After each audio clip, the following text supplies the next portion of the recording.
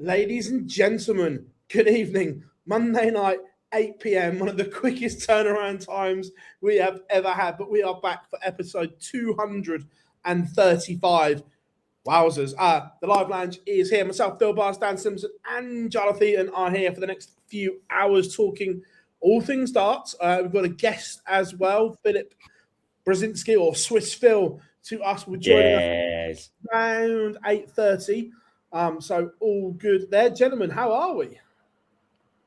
Oh, good. Yeah, it's nice to see you on a stream for a change, putting a bit of an shift in. So that's good. We know everyone's been missing you, I think, on the stream. No, all is right with the world. It's a pretty had a busy weekend. Work's a bit hectic, but Chris Dobey won today. We'll get to that, but that's very positive news.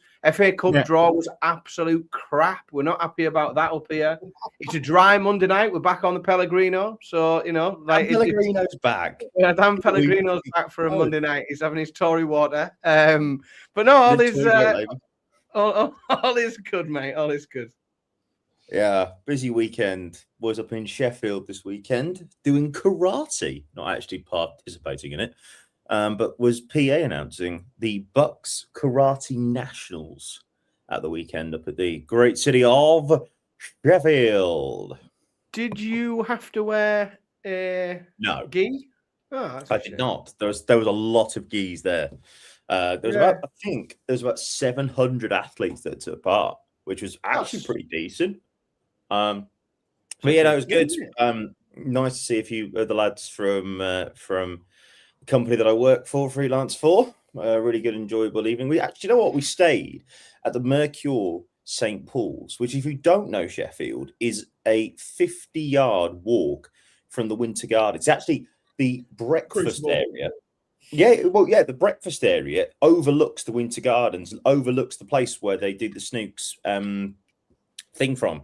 They do where Hazel and the boys do their bit in the afternoon sessions. Yeah. So that was quite nice. And then it's like about 200-yard walk to the Crucible. So I was there. I was thinking, I'm about 2 months early for this year and next. And then after that, who knows?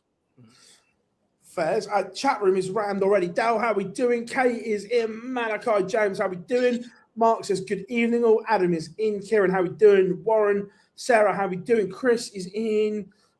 James dazzling. Dobey. Yeah, Dobey was good today. Bedlington, massive. How we doing? Bob's is in. Marcus, how we doing? Robson, how do? Ducky is in. Everyone asking what I had for my tea. I've got a pint of pineapple juice and soda water. I had a bag of bacon fries, and I'm halfway through a dairy milk. That's how we roll on a Monday night when we double stream. Wow. I'll tell you what. What a day! It's sushi. It's sushi up here. I tell you what, it's a proper Dan Pellegrino evening today. You are the most Tory Labour person I've ever met in my life. You are. To be fair, it might be a chicken kebab on the way home, but we'll see. Speaking of on the way home, points made prizes on the way home last night. I did Sheffield to Birmingham in an hour and 30, maybe an hour. Mate, literally, cruise was set, and as soon as I got off the M1 on the M42, up until from the start of the A42 through to the M42, there are no speed cameras, so it was, a bit quicker than 70 miles an hour. Top work, that. But we all know that the M40 is the best motorway in Britain, and if you know, you know. Right, let's go. Let's look back at Antwerp. First time Premier League darts has been to Belgium. Everyone chat room as well. What was your first thoughts of the night in Belgium itself? New Premier League venue. It's all right. I think that's the attitude. Like last week, I was saying that I'm really looking forward to it because the crowd's going to be great because we've seen what they'd like on the Euro tour. I said, didn't I, that this would be the venue for the final for the next, before the decade. I'm not so sure. It was all right. It was just a bit because I liken it to when we went to Berlin for the first time, it was fucking mint. And in the same breath, when we went to Rotterdam, it was mint. But with this one, I was just like, I don't know if I think it lost a bit when. The problem is, whenever you get, and we'll end up talking probably in a bit more detail about it, but whenever you get a whistling controversy and you get to the point where the referees are having to address the crowd between legs, like it, as a purist, it almost turns you off to that venue and those people in it, because you then just think, oh, well, there's a little bit of me that thinks, do you know what? Like, we made such a big fuss about it going there, and somewhere else has had to lose out and come off the calendar to facilitate this, and you're acting like tossers and you don't deserve it. And there's a bit of that, and I'm sure there's loads of people had a lovely time and they've had a great opportunity to get to it. But it does, I fear it was soured slightly. And I know, I've talked relentlessly about security just yeeting them out through the nearest door the moment they see it, which I think should be the policy, is that, like, if you allow it, it takes over. And I think it really did, for me, just suck a bit of positivity and happiness out of the event. Yeah, that's, and we are, as Dan has often said, we are the boring bastards that will go in 3 weeks. Is it 3 or is it 2 now? 2.5 weeks, is it? Oh, two and a bit. Well, yeah, we're traveling. I'm traveling the Thursday, so it's like 2.5. 2.5 weeks. We are the boring bastards that will go and stand with our pints in the multi-board room, or we will go and sit in Reds and we will watch darts, and we will not stand up to show that we love the darts. No, so we are coming at. Yeah, you won't be tested. You will not. I will not be tested by these people, these idiots. I will not be tested by them. So we are coming at it from a different angle to a lot of people who, especially for Antwerp, where it is the first time they get a chance to see the Premier League, the so-called part of the mythical you-know-what, in their hometown. Don't even go there, Philip. That's the reason why I said mythical. I know you wanted to have like you going here, fishy. But yeah, no, it is what it is. And like I say, I just thought it was okay. Like, there wasn't any sort of, it wasn't special. It wasn't like, oh my God, this is incredible. And I'd say, I think the next place, I'm going to give, because we're going to be talking, I imagine we'll be talking with Swiss Phil about this later. I think if they were to go to Krakow, or if they were to go to Poland and say, we're going to take that from Poland to go to Belgium, I'd go, yes, sound. I'm sound. I think some of the issue, like, let's be honest, it might be different if I'd have been in the venue, like I might have been sat in there, especially, let's be honest, if I'd had a little practice before I'd got to the venue, then I might have been in there and think, whoa, this is what it's all about. This is a Premier League venue. But on the telly, obviously, a lot of that, even with a particularly good sound system, that atmosphere it only comes to as much as the sound mixing will allow it to. It doesn't immerse you fully in it. We already have, like, let's be honest, a slightly underdressed stage because of the different regulations we refer to. So already it looks a bit of like Premier League. I know Premier League from Wish, because the stage Premier League light, didn't it? Really, it looks like they've sort of, when they've travelled to Antwerp, they've forgotten some bits of that. I know, so it looks underdressed is the best way I could phrase it. And then it just becomes a room with some. If you're watching it on TV, what differentiates it from Sheffield? Like, why is it different? And sorry, I was just going to ask Philip, because he was obviously there for the night. What was it like for you? So early on, the build up to it, when it went live, the atmosphere was loud. It was like the first half an hour, it was loud, like good loud. Fans were singing, enjoying it. And then it got worse as the night went on. As they got more pissed, it got worse. Practiced. No, pissed. And then they brought Jimmy out. They're fans. They can get pissed. It got worse for me. I'm not saying to the point where it was bad, but it started off so good. It was so loud, and they were cheering Emma, they were cheering Wayne on the stage. Then they did some promo videos and they got booed. Shock. And then they came back and cheered Emma, and that was really good. But then it kind of didn't hit those levels again. And I don't look, we're comparing everyone to John McDonald. And did Jacques Nulac do a good job? Yes, he did. He's done it before. However, it wasn't great.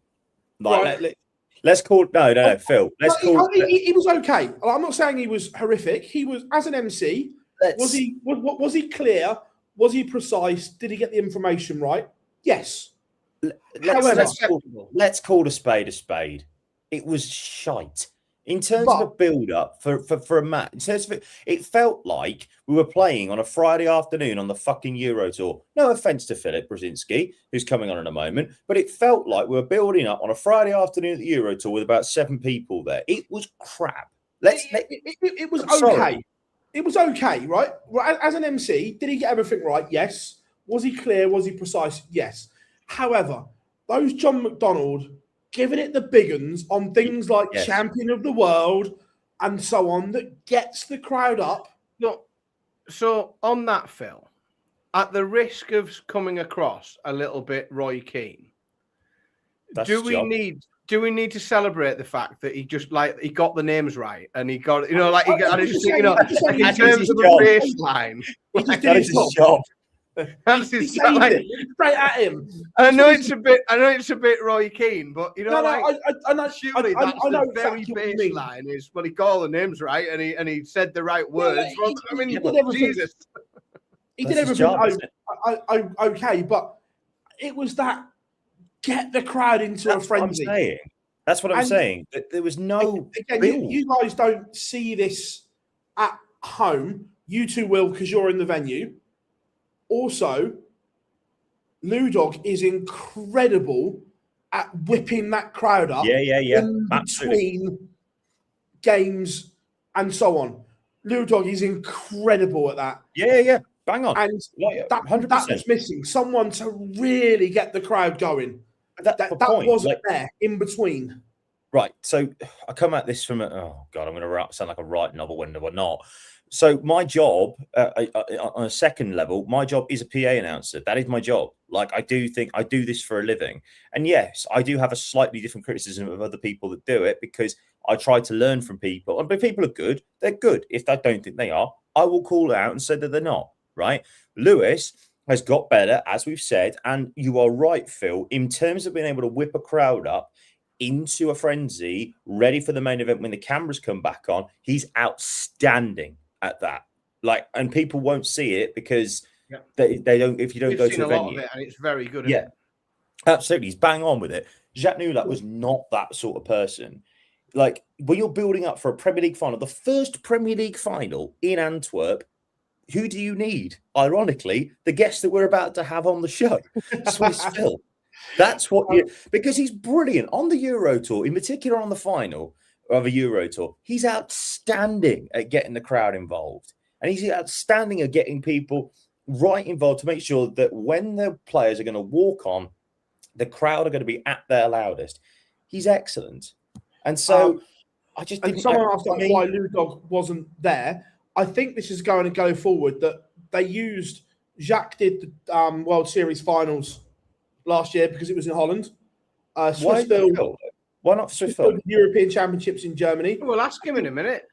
Yeah, but I think they're going to use the European ones for the European nights. I might be wrong with that. I ain't got an issue with that, but use the best that's how it feels. You got use the best you've got, and the best you've got is Swiss Phil. I think that for the last 3 months in the chat room, the most commonly said thing is, why not Swiss Phil? And I genuinely, I think we're going to exercise a few of those demons. Like there's definitely going to be some short form out this week of Swiss Phil explaining why not Swiss Phil. Yes. Look, it will come on. Look, whether he's allowed to answer certain bits or not, I don't know. But we'll find out live, won't we? But yeah, that was missing, and yeah, I was expecting more from Antwerp. It was okay, but I was expecting more. I was expecting Berlin levels because Berlin. Sorry, it's not It's not the Mercedes-Benz anymore. It's the Uber Eats Arena. That place is bouncing. Can I just say quickly, Graham says that I can't believe you lot are saying Lewis is good, unbelievable. We're not saying that he is John McDonald and at that level, because he said it to us that he's not, right? But what we're saying is that if you've been to a venue and you've seen him in particular during the breaks and during the moments when the crowd need to get up ready for when the cameras come back on, he's very, very good at that. And like Hugh Ware posted a video on socials, didn't he, about the Wimbledon World Masters final when someone came on to try and win themselves a Blade X board. The amount of he was brilliant. Yeah, and he's got right. Is he finished? Is he finished article? No, he's not finished. When he did his first solo gig, he did the women's world match play, but his first solo in the men's game or the open game, whatever we're calling it, was in Leicester. Yeah. From that moment to where he is now, has he got massively better? Has he improved? 100%. Is he learning all the time? Does he want to get better? Yes, he does. And there aren't you can't just go and pick a announcer off the. It's not like there are a few out there, but you know what I mean. But it's not a massive pool, is it? Do you know what I mean? No, I get it. It's not like someone that's left a data entry job and you can just go and bring the next one in. Next one in. They are specialist positions. They are like for me, and again, I'm not just saying this because I work for in cricket. For me, the ECB have got two, if of the best, if not the best, PA announcers in the business right now. In Graham Woodward, who does the test matches, and Steve Watts, who does a lot more of the white ball stuff and does finals day. The pair of them are 1A and 1B, in my money, for PA announcers. But there are very, very few that you can just drag in off a street, right? It is so difficult. And also, Great Show makes a fantastic point. When John McDonald started, yes, he'd done a lot of boxing, but, you know, in comparison to Phil Jones, he was nowhere near. Well, like everybody was still giving him shit when Phil Jones left. And this is just a Premier League of life, isn't it? That's what happens. Like something changed. Like you will accept at some point. Well, I don't mean YouTube. I mean, like, you know, people who fight back against this sort of thing. That there are no collection of people on earth as resistant to change as darts fans. Like we hate change. Oh, no, the county membership of cricket fans are probably. Fair enough. Yeah, and I think that. You know, all of a sudden there's things change, and then lots of things change, and lots of things change all, you know, in a short period of time. And sometimes it's a bit too much for people, and they forget like that there are, you know, one of the things is, and this is somewhat like there are very, very few other like comparatibles to the PDC. One of them, as odd as this comparison might be, is the UFC. Is to a degree. Yes. It's the only game in town at the very top end of the sport. And what you've seen is, like, for years and years and years, that Joe Rogan role, regardless of what you think of Joe Rogan, of getting into the octagon straight after the match and interviewing someone, there was nobody on earth better than him. And then as the time went on and they did more and more events in more parts of the world, all of a sudden, other people have to have that microphone and do that job.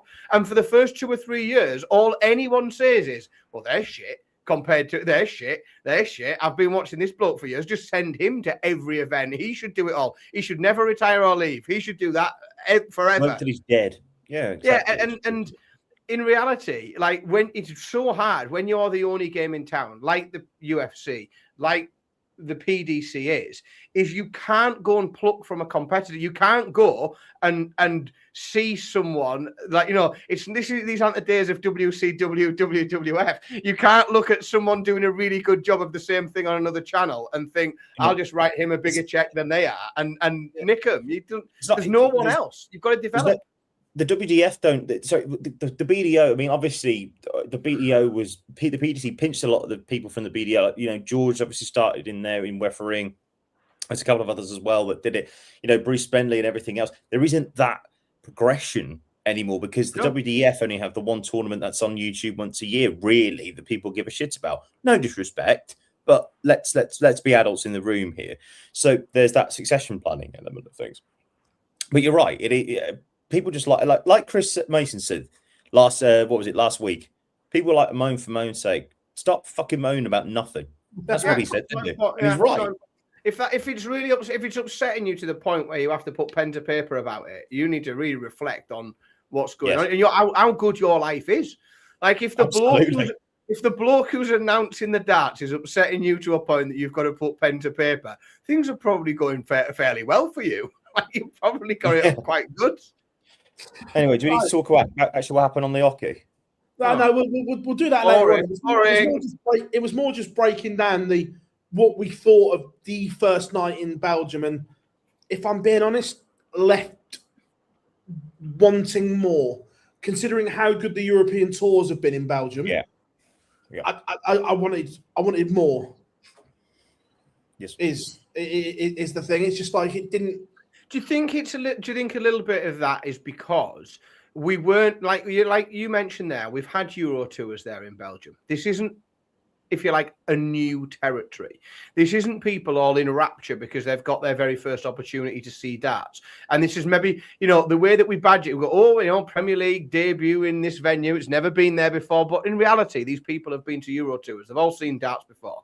It's not really something to be. Whereas when we've perhaps gone other places before and we've said that was a hell of a reaction, it's because they've never really maybe had as much exposure to it.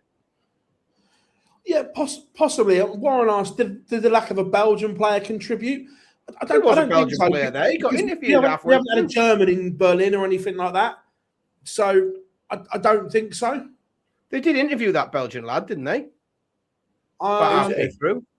Who's he? Well, Mike De Decker and Dimitri were both there. They were both doing different bits. It's not Mike De Decker. Not on this channel. Is that so? Is Dimitri Vandenberg being interviewed like between games a sign of how far away from the top end of the sport he is?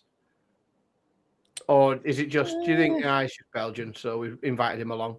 I think a bit of both. I think a bit of both. Look, is it good to have him there? Yes, because look, he's done a lot for Belgium darts. Right at the moment, is his form horrific? Yes, you can't sugarcoat that. But he's won 2 PDC majors, so you can't take that away from him. He's done a lot to develop the game in Belgium. So I think it was a good touch. But it also does remind you how far away he is from the top of the sport now. Stark reminder, I thought. Yeah, just at the end of the day, he won the world match play, got to a final. Another final 12 months on. He's done very well. He's first Belgian winner of a PDC televised title. Televised event. Then obviously Mike the Dicker went on after that. So yeah, good. Yeah, no, I think so. And look, it will be interesting to see. But yeah, my initial reaction was left wanting more from it because how good the European tours had been there. And that's quite a good segue because I'm going to play this. And then on the other side, you'll see.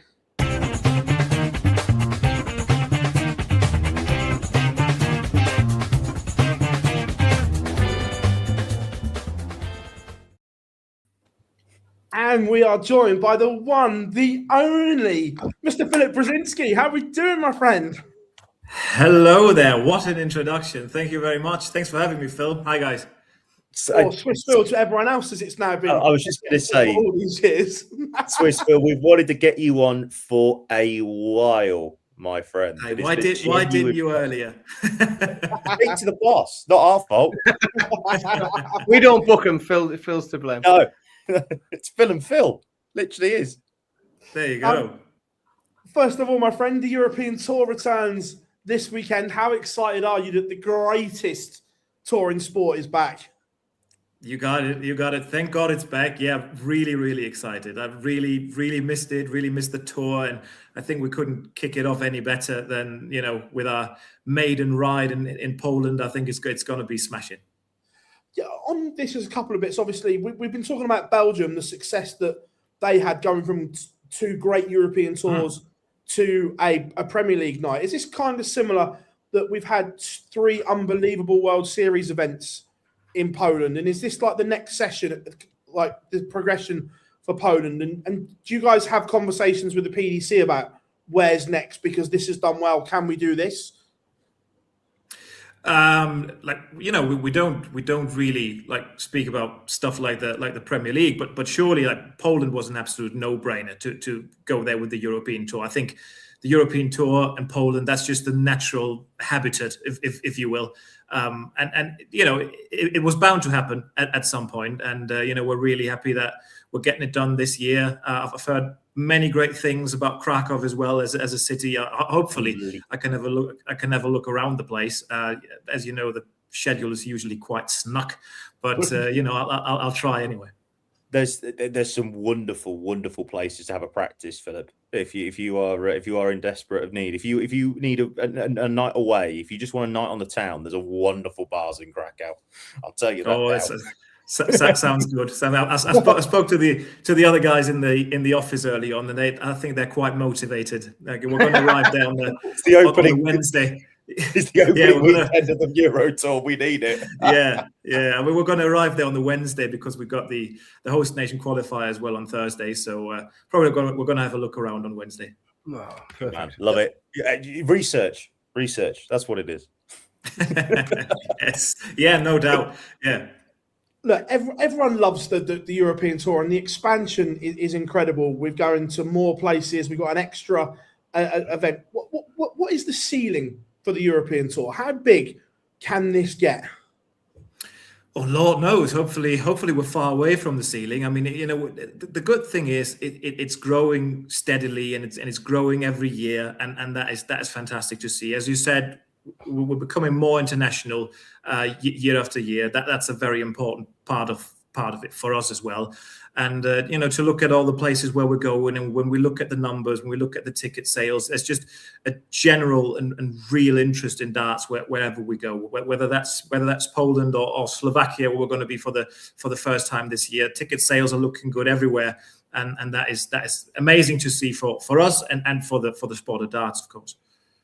In terms of that growth, is the focus more on sort of breadth or size? Like if there was to be sort of one single target, is it to get events sort of into newer places and spread the darts around, or is it to grow into selling more tickets into bigger venues? And I know it's maybe a bit of everything, but where are the priorities? As you just said, ideally you can do both. But as we always say, especially when we go to new places, I mean, Poland is a bit of an exception because that is charted territory because the PDC has been there with the World Series. But for places like Slovakia or a few years ago, Hungary, sometimes we work with local promoters there, and we keep telling them when you go for a venue at the start, pick a smaller venue for the start. See where you are, because if you go for a massive one, and then the year after, you got to go to a smaller one. You look a bit silly, don't you? You can always go for a bigger one if it goes well. So that's basically what we're doing in Poland. What Slovakia is doing. Like if the demand for tickets is there, you can always look for a bigger place. Ideally, spread it around in Europe. Go to more countries in the future as well, and sell more tickets if you can. Bobsy makes a really good point here in the chat room for us here, Philip, that Friday afternoons would tend to be the fact that obviously the lowest crowd's the weekend, and we get why. Yeah. It's a working day, it's a working afternoon, but it seems that the Friday afternoons now are really starting to take off. And I think that's a testament to the work that you guys have done over in PDC Europe, because even in places where you say there is it's the newer markets, if you like, the Polands, the Slovakias. Obviously, we saw what it was like in Belgium a couple of years ago. Even though those days are on a working day, people still want to come to the darts in their place. Have you seen over the last couple of years or so that growth that everybody's been talking about in sport? What has the impact been for yourselves in PDC Europe? Because surely it just means that every country in Europe now wants an event in their country at some point. Which is good, which is fantastic. It's great that the demand is there. As you just said, you can surely feel it on the Friday afternoon, the development. Like when you look back, I don't know, 4 or 5 years ago, sometimes the Friday afternoons they were a bit don't want to say depressing, but obviously you always hope that there would be more people there. Yeah, but now, what's been, I don't know, 150 or 200 5 years ago, the Friday afternoon still is the session with the least amount of ticket sales. But now we're talking about 700, 800 plus, which still is a decent crowd for a Friday afternoon. And especially when you look at the Friday evening, like we can see in our statistics that the Friday evening and the Saturday evening are the most beloved sessions we got. They are the best sold sessions. So even if you've got a bit of a quiet Friday afternoon, we are picking up steam so quickly with that Friday evening. It's usually, I don't know, 2,000, 2,500 plus every Friday evening. Look, and we know that you guys work so closely as a team. The fact that you've got the best production as well, that the guys from Keaton do an incredible job, and I know you work closely with them as well. The fact that you can showcase the product in the way you do must make it your life easier as well in terms of like the media stuff that you do. The fact that the product is so good. This is, I tell you what, the European tour is the greatest piece of German and Dutch collaboration that's ever been, and I don't think it's ever going to be top. No, listen, I mean these guys, Keaton, Robert van Loon, Dion, and the boys, they are unbelievable. They are top of the crop. What they are doing is really spectacular, and what's so great about working with them. I'm the head of content with PDC Europe, so everything that kind of happens at these events, it's basically under my eye, under my view, however you want to say that. But working with them is so great because they want to improve the product intrinsically. They wanted to get better every year. Like with every event we do, they want to improve, and it's just that makes my job so easy, because every year and every other tournament they just come up with something to hopefully make the whole product better. Anthony is in. Good evening. We're going to cross some paths here because we love what you've done on the European tour. Can we sort of like replicate it in North America? Can you go and give the boys a hand, and can we have like the European tour in North America as well? Can you teach them how to make it? Because how could we get half a year of the European tour, then half a year of one in North America as well? Hey, I've been spending my life on trains. I'll be spending my life on a plane next if we do that. Well, I mean, certainly the blueprint on how to do it, like even like from the grassroots beginnings that we had, and when you speak to Werner von Moltke, when he tells you about the first few years of the GDC back then and first few years of the European tour, it's not been easy. It's been real hard work. Like he keeps telling me that story about the first European Championship at the Südbahnhof in Frankfurt, when which was a televised major event in the UK, and they didn't sell any tickets, and so they went out on the street and basically dragged in people from the street and said, "Listen, do you want to come watch darts for free drinks and all? It's all on us. Just sit there, like in a crowd, front of stage, so the cameras have got something, to pan to when we need a crowd shot." So this is how it started. That was 2007, 2008, I think. So you always have to remember the modest beginnings, like to make sure that you stay grounded and you keep working hard. And that this is where we come from, and that never goes away. That's how we keep pushing on. Just speaking of working hard, I'll ask the question that a lot of people in our chat room have been asking you, if you don't mind me, Philip. Go on, then. You work extraordinarily hard with PDC Europe, and you are finally beloved. Someone's seeing it. Yeah, and you are beloved. Get some t-shirts printed. We'll get some. Yeah, you work hard, and you are beloved by a lot of people in the UK. And when we get to see you on the stage on the European Championship, it is a joy. And I'm not just saying that; it is a genuine joy. Obviously, the legend that is Mr. John McDonald hung up his microphone recently, and everybody has been saying again in our chat room for the past few months, Swissville's the answer. Philip Brzezinski's the answer. I appreciate if you can't go into too much detail. I totally understand that. But were you asked by the PDC, would you want to do it? And the big question is, I guess, would you want to do it? Because, like you say, you spend your life on trains. Would you want to spend your life on planes going around the world doing darts? At least you get a bit of tomato juice there. No, I said it in an interview with a Polish medium, like I don't know, two weeks ago, something like that. Because they asked me, did you turn the MC gig in the UK with the PDC? Did you turn that down because you're so occupied with PDC Europe? And in the end, the headline that they took, it sounded a bit like I did complain about not being asked. I just said, no, I never turned down anything because I was never asked to do anything in the UK. That's just what it is. I've been asked to do European Championships and World Cup and these kind of things, and I love doing that. And so whenever the PDC have asked me to do anything, I always said yes.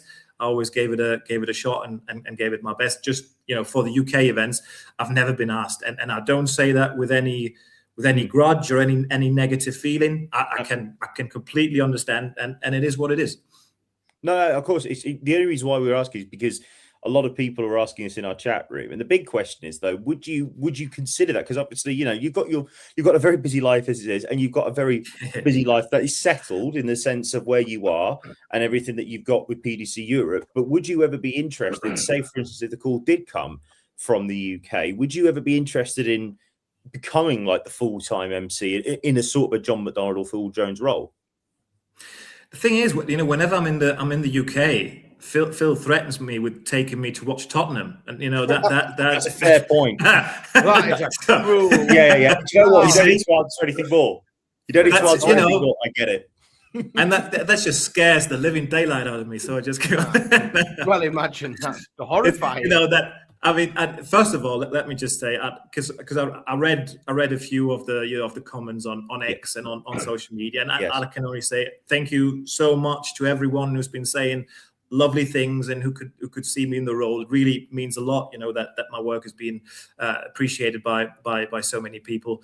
But everything else is just hypothetical, and so if one day it happened, I would have to think about it and see what I do. But let's cross that bridge if the day comes. So we'll see.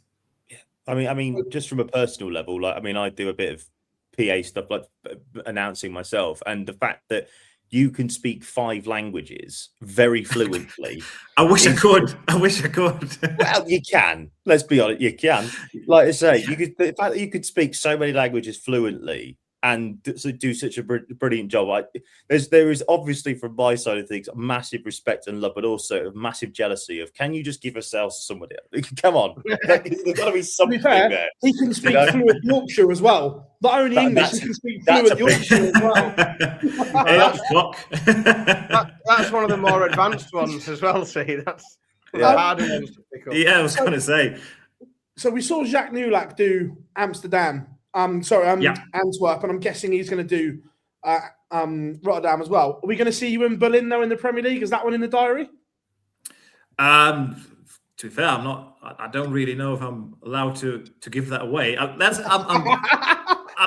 going to be in Berlin. So I'm going to be in Berlin. I'm going to have a suit on, and I might have a microphone. I'll hold a microphone in my hand, and I'm not playing. Yeah, and I'll be standing in front of the Uber Arena, like annoying passers-by. I love that. But the thing is, again, people might not realise it, but you actually do like media working. Like we saw you at the World Championships working for Sport 1 as well. Yeah. Do you enjoy that side of it as well? I really did enjoy it. I mean, as you know, everyone thinks of the World Championship as very glittery, glamoury, but when you spend every day there from, I don't know, that 9:30 to 11 p.m., 11:30 p.m. It's long days, but I've really, really and thoroughly enjoyed it. I mean, I was there for the first 2 weeks up until Christmas. That was the agreement that I had with Sport 1, that I'd be filling in for Max Hopp. for as long as he's in the competition. And then Max and I agreed that if he if he got knocked out in the second round, that I would wrap it up until Christmas, and he would finish the job after Christmas. And I loved every bit of it, because even the first round, there's been so many great stories. I mean, David Manure, you've had the Asians, Motomu Sakai, who I really enjoyed him. I gotta say, I want his walk-on song as my alarm tone in the morning, because I don't think you can have a bad day when you start your day with that song. No, I really enjoyed it. It's been really good. It's been a great team there with Sport One as well, and so I'm going to do, like, I did my first Premier League night doing punditry with them like last week. The Antwerp night, and I'm going to do 3 or 4 more over the course of the Premier League. So very, very glad that apparently they enjoyed what they got out of me at the Worlds. So like the media side of it, we see this almost, we get it in the UK as well, but there seems to be this constant battle between German players and the German media. Now, we pick up on things in the English press room because we hear them talking about it, and what's the gig with this? Because it seems like every time you get a kind of player that could go on and become a star, that they get hammered. Is it they get hammered by the German media, or is it players making mountains out of molehills like they do over here as well? So you're just not the only one. Yeah. I mean, first of all, when Martin Schindler decided not to join us for any post-match interviews with Sport One, everyone in Germany was going on about, oh, it must be Brzezinski's fault. Like, probably Brzezinski and Schindler, they've got, because he always did interviews with them. Now that Brzezinski's there, he's not showing up, and Martin and I we get along fine. We get along, so that wasn't it. It's a bit of a double-bladed sword, really. On the one hand, I can understand. I mean, what the media is these days. It's a lot of clickbaity stuff. It's a lot of we get half a sentence from an interview of 15 minutes, and we take that and we make a massive story out of it. And sometimes I can understand if players are a bit annoyed with that, but sometimes as well, when it's not even that, sometimes it's justified criticism. And you've not played well, you've not played well. And I think possibly one of the mistakes that a few of the players tend to make is they take it personal, and it's not like they're picking on you as a person. Like of course, I mean, DARTS has become such a big thing in Germany, and the media are so big into it as well. Of course, they like to see players do well, and when the World Championship's on, they'd like to see players go to the quarters and the semi-finals regularly. We're not there yet, and that discrepancy maybe sometimes creates a bit of friction, if you will.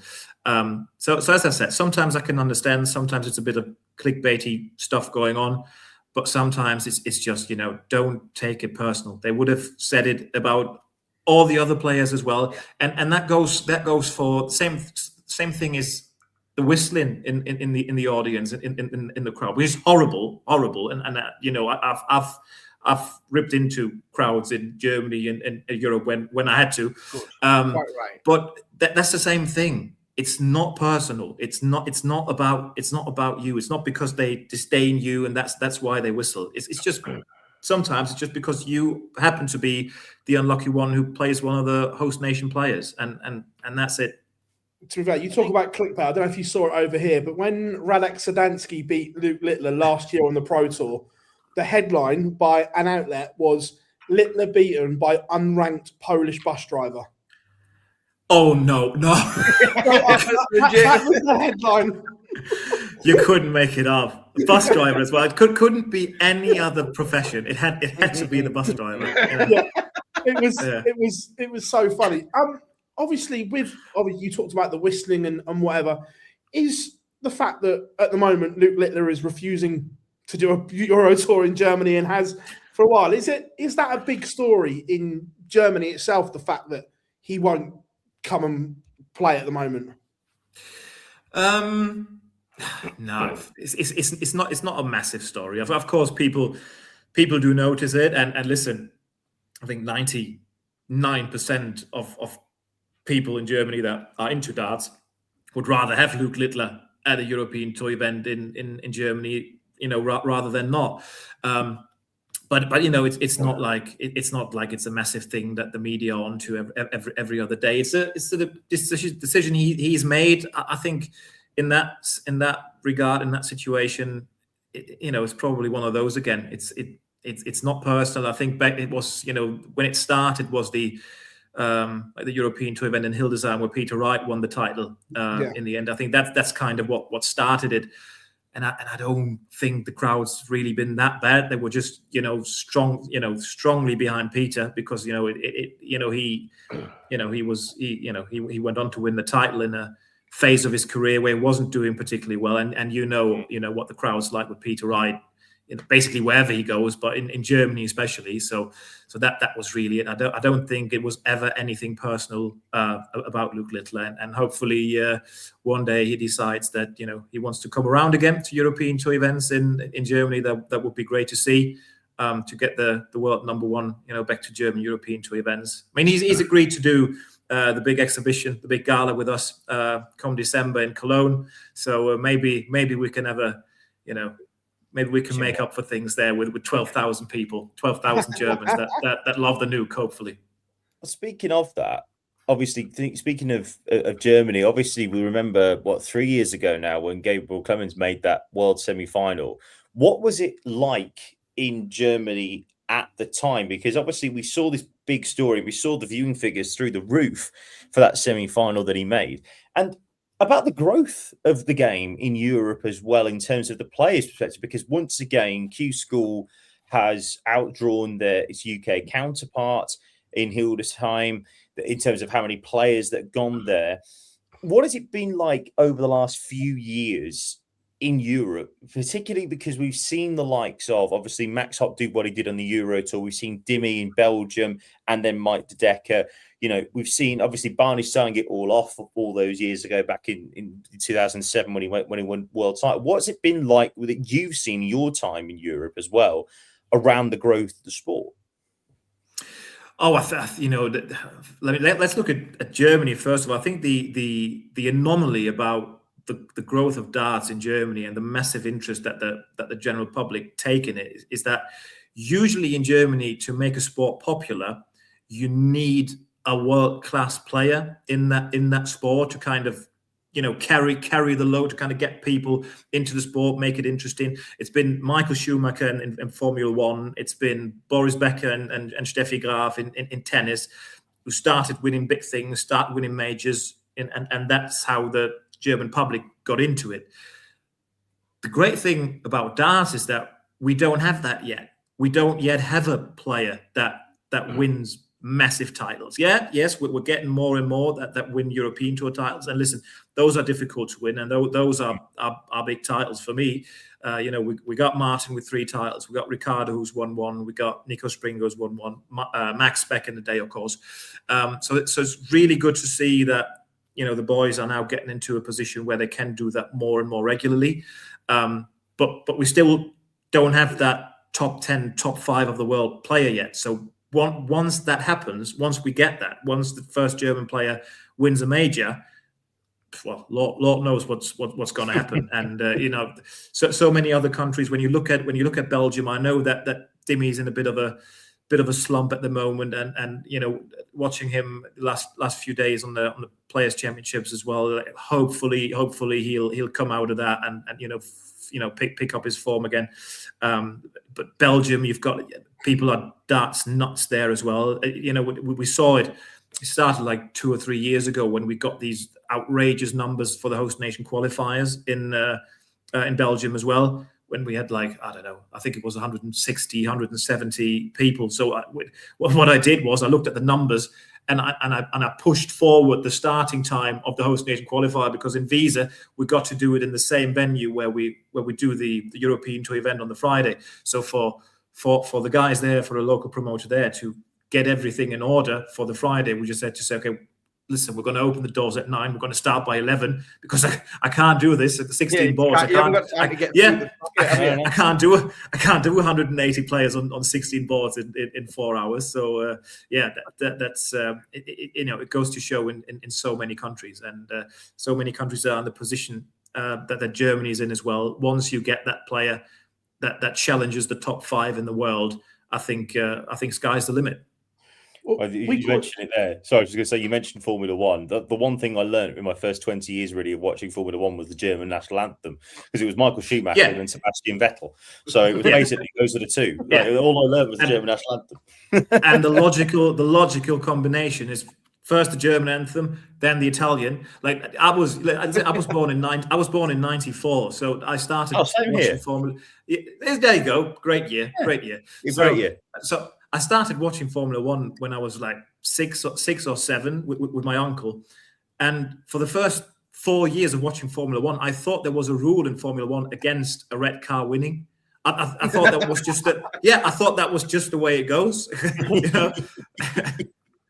Well, it was the German national anthem, then the Italian, then it was the German and the Austrian national anthem. And then obviously when Mercedes were winning, it was either the British national anthem or the Finnish and German national anthem, and then it was the German national anthem because Rosberg and Mercedes won. So it was basically very good. Sorry, Phil, we need to go back to darts. Listen, in the UK, we call it the Littler effect. Like what he has done has been unbelievable. Like academies now everywhere, like the youngsters that are playing around real. We see the PDC Next Gen Tour. Are you seeing the Littler boom in continental Europe and Germany as well, with youngsters now wanting to play?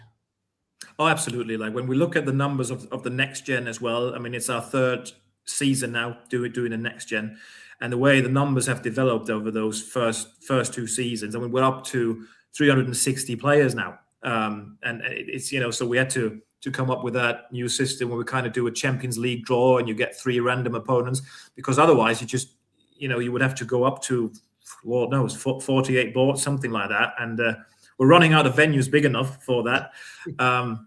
So I know that's fantastic to see, and that's the great thing, about the Luke Littler story. I mean, there's so many young kids that watch that just think that could be me in 5 years time, and we see it in Germany as well. We get a lot of youngsters coming through now that really average good stuff as well early on. I mean, it in the UK as well. When you look at those JDC averages, it's ludicrous, isn't it? Like it's this 12, 13-year-old boys that average 85 plus. And you go like, how?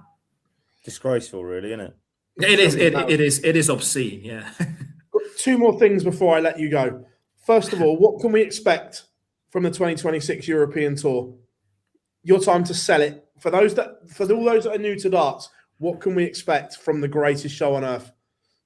Oh God! I said the other day, mayhem in the most positive sense of the word. It's going to be amazing events all over Europe with and you know it, Phil. You know it because you've been there regularly with probably the best atmosphere like in darts. Looking at the fact that it's not 10,000, 12,000 all-seater arenas, but the atmosphere is just through the roof. The stuff that you're getting, I mean, I'm really looking forward to Austria this year as well. I mean, we're staying in Graz, but we're going to a bigger venue there because we've outgrown the small Steiermark Halle, so we're going into it's the City Hall, I think, in Graz. So many great places that we go to, great cities as well. I mean, we can see that. I mean, one of our most popular European tour events, if not the most popular one, is the one in Munich, because so many people, even like from other countries, they just say, "Hey, we can come watch the darts on Easter weekend, and we can spend some time in an amazing city that is Munich." So that's great as well. We've got Bratislava, you got Munich, you got Budapest, which are beautiful cities. We get Krakow now, so you can couple a lot of great things there. Amazing darts, world class atmosphere. And spend some time in some amazing cities. What's that? So sorry, Phil, just to jump in on one. So when you talk like amazing cities, so I was absolutely over the moon when I saw Budapest. I love Budapest. It's one of my favorite cities in the world. I immediately thought, well, this is amazing because now I can have a darts trip and get to Budapest. What's your obviously like not even thinking really like business wise really, but like where would you what? what would you be over the moon to see as a Euro Tour venue? Like we've hypothesized places in Italy at times, and but what would you see where you saw that name of that city and go, yes, I can't wait for that. I'd love something sunny by the sea. I'd love that. You had Gibraltar, man. Yeah. Sunny by the sea, minus the monkeys, please. So by that, can we? Benidorm could work, or we could go to Naples, or yes, that's the thing with you, Phil. You always have to take it too far. Benidorm and going to watch Tottenham. It's how we roll. I take Benidorm. Would you? I've never been. I don't know. Like, tell you what, you don't want to get in a sticky situation in Benidorm. That's all I'll say on that. I heard stories. Yeah. We talk about darting relics and pieces of sporting memorabilia, but one thing, the German Super League, where is the world famous stop and go sign? Is it hung up somewhere in PDC Europe history? I think Dan Dawson keeps banging on about that. He wants it, I think, for his private collection, for his playroom that he's got somewhere in his apartment or house, wherever. I think the original one is still somewhere in the PDC Europe storage, in a small place in North Rhine-Westphalia, if I'm not mistaken. So you could auction it off for a lot of money for charity.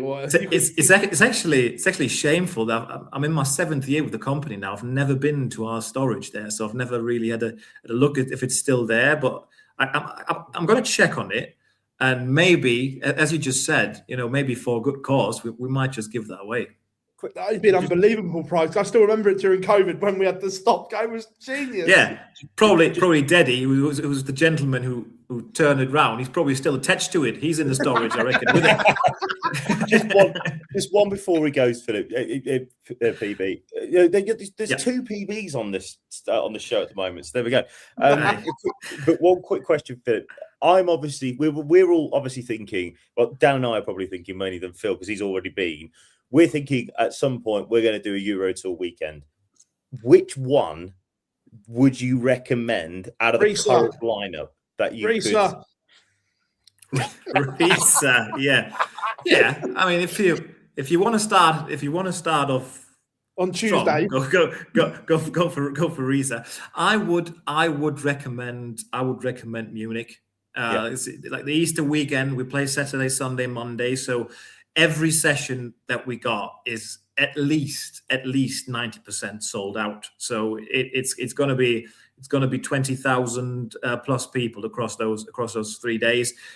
Atmosphere is amazing there.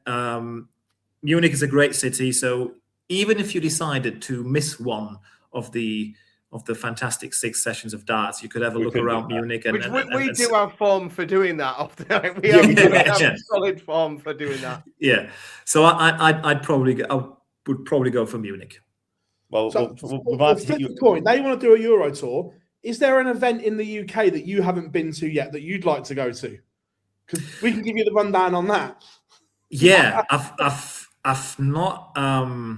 I've never been to the match play, and everybody keeps telling me that I gotta go. You gotta, yeah. You see, that's usually the facial expressions that I get. I make an annual so I actually take time away from my real job to come and work with Phil. So I've started doing 9 days of the year just in that press room with Phil at the match play, and I've completely fallen in love with the venue, the place, the event. It's the best, man. The best. I gotta come over for this. I gotta come over for this one day. The thing is just when you're traveling every year, sometimes you just say, hey, every event I don't have to be at, I'll just watch that from my sofa. But one day I gotta come over and see it because I hear so many great stories about it. Lovely. I'll take you up on that. Either that or Butlins Minehead. Yes. Come to the UK Open, Philip, you'd love it. I'm going to be there for the Friday, actually. This year? I'm going to come. This year I'm going to come over to Cardiff, watch the Premier League with a colleague of mine, and then we're going to go have a look at the UK Open. for one day, and then So yeah, no, we'll be in that multi-board room on that Friday at the UK Open. So you may cross paths with us. I'll probably bump into you there. Yeah. If you want a beer, can I apologise now? Because the road system getting to Minehead is nothing like what you are accustomed to in Germany driving. Phil, that you've done it again. That, my friend, is not a road system. It's just a series that you can't call that a road system. It's just a series of tarmac through fields. It's just it's not a road system. So, I can't wait. Not by continental Europe standards, anyway. You'll be fine. We'll buy you a beer though. 100%. It will say Minehead, 22 miles. On the autobahn, that would take you 20 minutes. That 22 miles will take you an hour and 15 minutes. If you get stuck behind the track, if you get stuck behind the lorry, mate, you're absolutely tunneled up. You really are. But we will 100% buy you a beer on the Friday in Minehead, because it'd be an absolute privilege to meet the legend that is Swiss Phil.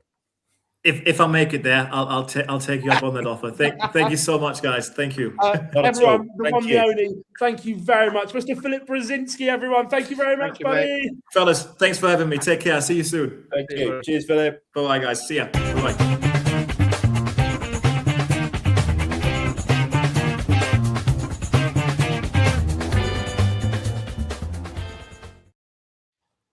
That was incredible, boys. The fact that it's coming over. Yes. That's one of the best guests we've had. He was superb. Yeah, and do you know what I think is going to... I think genuinely there will be an awful lot of people, and perhaps we might not have to listen to as much of Swiss Phil, why isn't it he is a busy man with a serious job. He's got and again, you have to just because you're good at something doesn't mean you want to do it for a living sometimes. And he might quite enjoy that role that he has, which is a pretty important job. That's a pretty high, it's quite a senior position in a serious organization that's growing really well. And he's a big part of that. And that's maybe where he sees his, wants, needs, desires, future, enjoyment, everything else. So, yeah, I think people probably get a better understanding of what he's about and what he's actually, and he is in PDC Europe. He isn't just the bloke that does the announcing. He is so much more. Yeah. Well, I tell you what. With his thing about Munich, if my daughter is over in Ireland, Daniel, let's go. I'm in the Middle East that week. Sorry. Oh, you taking the blood money, are you? Oh, I'm in Dubai that week, I'm afraid. Fair enough. But do you know what the worst thing is that I'd love to do Budapest. I'm just looking at the calendar. It's the August bank holiday weekend. Brilliant. But I can't fucking do it because we've got bloody County Cup finals day at Emirates Old Trafford to do. Raging.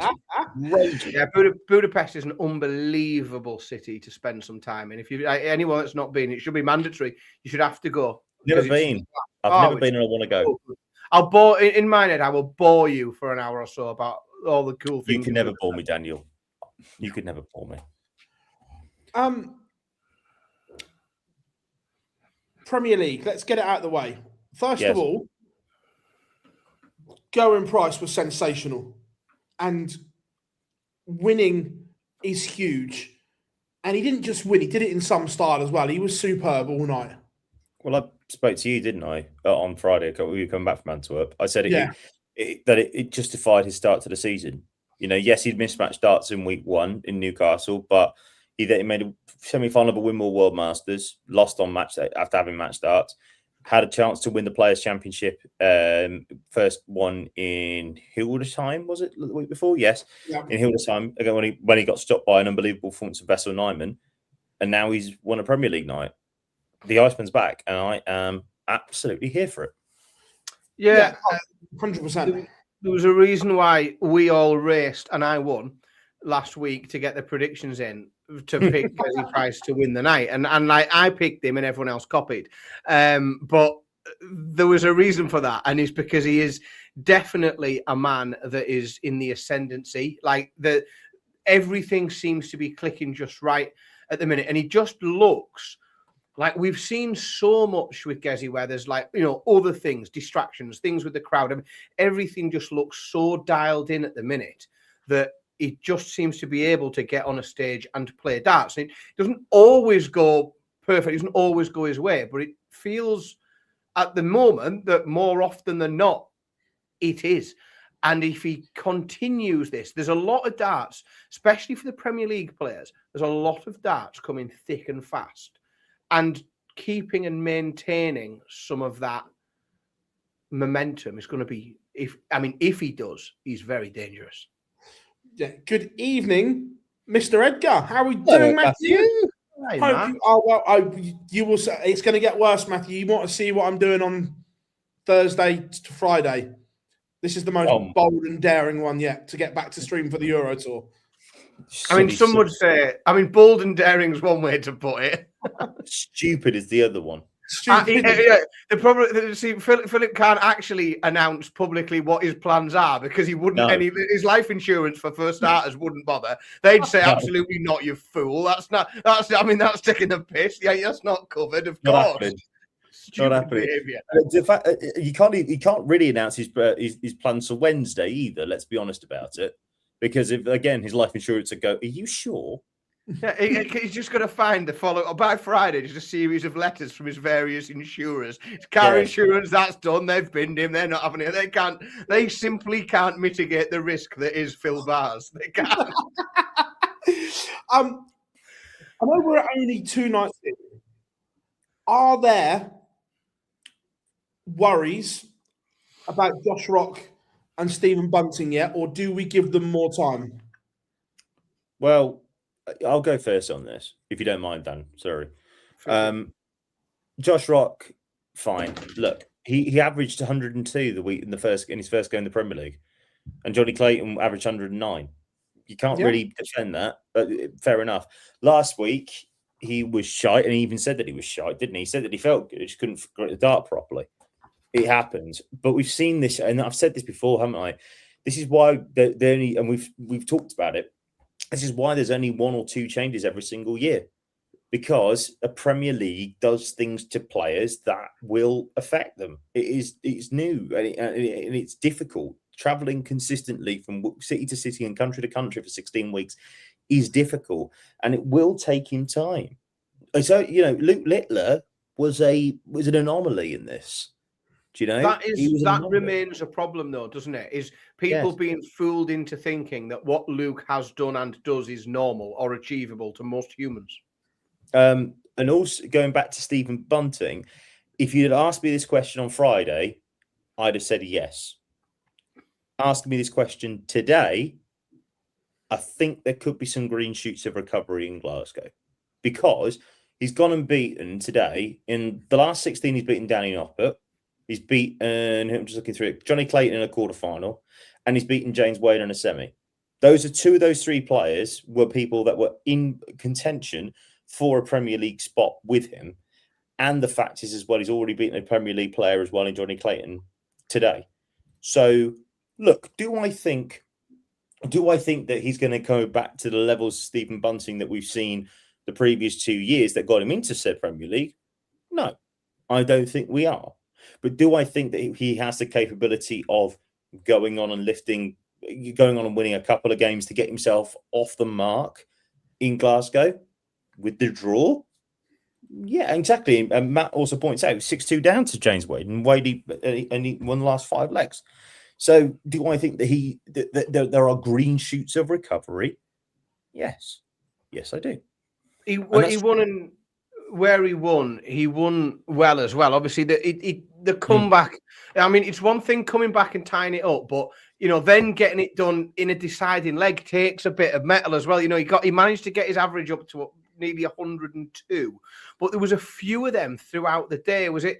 I can't remember which round it was. It was 64 or 32 where he beat Derek Coulson, but that was 6-5. It was another deciding leg, showing a bit of mettle. With I think Coulson averaged 100 1.5, 102. Yeah, And, yeah. it was a serious game. This wasn't Stephen Bunting as a seeded player, knocking out some people 6-2 when they were averaging 85, 88. He come through some serious challenges today, and I wasn't sure. I mean, similar. I think I was pretty clear last week that I was worried about him in the Premier League. I was worried where the next. Not win, because Stephen Bunting can beat anybody in a game of darts, but it's finding 3, 4, 5 wins on the bounce in high pressure games when people are coming at you, and that's exactly what he did today. There wasn't a mulligan today. There wasn't an easy win, and he had to work for them all. But it was very impressive. Before Geordie goes on any further, don't worry. We will talk about the Pro Tour in a bit, I'm sure, because Daniel will want to have a conversation. I am not going to allow us to not. He's had a great week, few days, ain't you? Newcastle beating Villa in the Cup, and now Dobey winning a Pro Tour. What a weekend! What? I mean, it's a busy week ahead. We're in the Champions League this week. I got some stuff going on with work. Like this could be some. It could be. When we get to Minehead in a few weeks' time, I don't think it's going to be pitchers full of red wine. It could be champagne all the way, lad. At this rate. Oh, here we go. Here we go. It's looking on the up.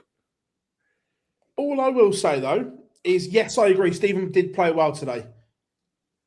But it's okay doing it behind closed doors on a Pro Tour. Yeah, I get that. He's been 2-0 up and lost. He's been 4-0 up and lost. How important is it that he has to win just forget a night, just to win a game at the moment, just to get some points on the board and translate some of that confidence from the floor to the TV? Yeah, absolutely right. Like, it's hugely very important. And I'm not being funny. Yes, and listen, I'm not trying to knock Gian because I really, really like him. But if you're going to play someone at the minute that you want to try and get a win against, Gian Van Veen's not a bad shout.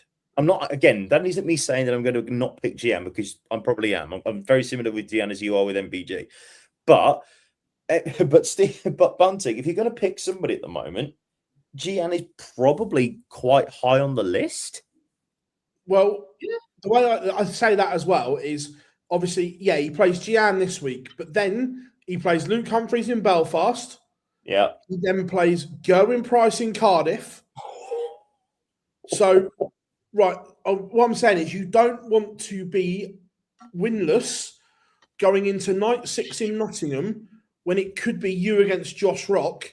Yes. For your first 2 points, because then, Premier League nights are intense enough, but you don't want that added pressure of scrapping of the winner. It's their first points as well.